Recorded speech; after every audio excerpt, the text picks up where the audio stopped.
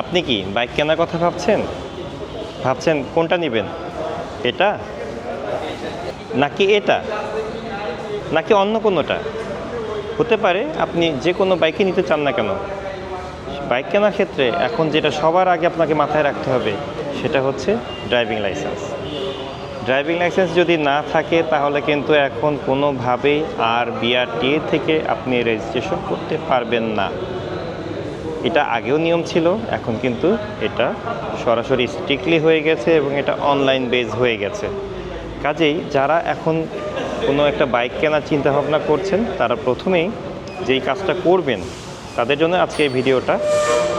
প্রথমে আপনাকে যে কাজটা করতে হবে সেটা হচ্ছে এখনই আপনার ছবি, এনআইডি এবং আপনার ইউটিলিটি বিলের ফটোকপি এবং আপনার প্রাতিষ্ঠানিক যে একাডেমিক সার্টিফিকেট, এগুলোর কপি দিয়ে অনলাইনে আপনার নিবন্ধিত যে কোনো মোবাইল নাম্বার দিয়ে, যে মোবাইল নাম্বারটা আপনার নামে রেজিস্ট্রেশনকৃত, এরকম একটি মোবাইল নাম্বার দিয়ে গুগলে গিয়ে টাইপ করবেন BSP, that means BRTA service portal.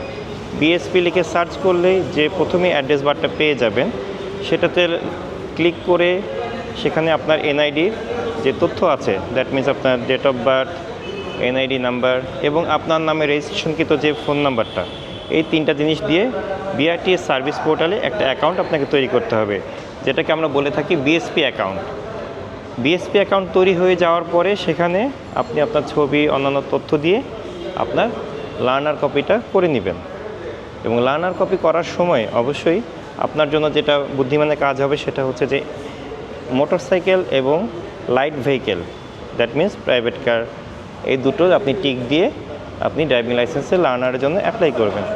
লার্নারে apply করার সময় আপনি আপনার পরীক্ষার যে ডেটটা, নর্মালি সেটা 3 মাস বা তার বেশি সময় লাগে, আপনার পরীক্ষার ডেটটা আগায় নেওয়ার জন্য আপনি সেখানে ক্লিক করে দেবেন ডেট।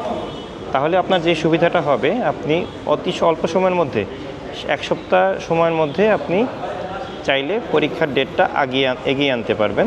এবং তারপরে আপনাকে কষ্ট করে একটু প্রিপারেশন নিয়ে ড্রাইভিং লাইসেন্সের জন্য পরীক্ষা অ্যাটেন্ড করতে হবে।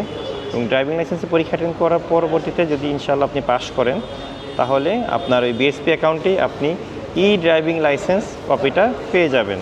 এবং তখনই কিন্তু আপনি যেই শোরুম থেকে বাইক পারচেস করেন না কেন বা নিজেই বাইকে রেজিস্ট্রেশন করতে যান না কেন, আপনি ড্রাইভিং লাইসেন্সটা করতে পারবেন। আর মনে রাখবেন যে ড্রাইভিং লাইসেন্স ছাড়া, আমি আবারও বলছি, কোনোভাবেই আপনি কিন্তু আপনার শখের মোটরসাইকেলটি নাম্বার করতে পারবেন না। তবে হ্যাঁ, পারচেস অবশ্যই করতে পারবেন।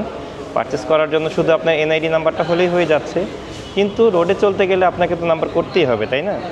তো ওই ভবিষ্যতে চিন্তাটা করে কিন্তু আপনারা যারা বাইক কেনার কথা ভাবছেন, দয়া করে আজই লার্নারটা করে ফেলুন। এবং তার পরবর্তীতে কোনো সহযোগিতার প্রয়োজন হলে আপনি আমাদের হিরো নিলয় মোটরসের তেজগাঁ শোরুম ব্রাঞ্চে আসতে পারেন। আমরা আপনার ড্রাইভিং লাইসেন্স করার ব্যাপারে লার্নার থেকে শুরু করে চেষ্টা করব সর্বোচ্চ সহযোগিতাটা করার। তো বাইক কেনার জন্য প্রিপারেশন আগে থেকে শুরু করে দিন।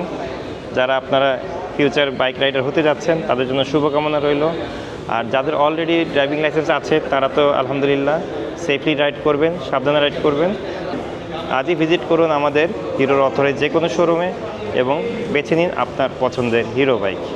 ধন্যবাদ, ভালো থাকবেন।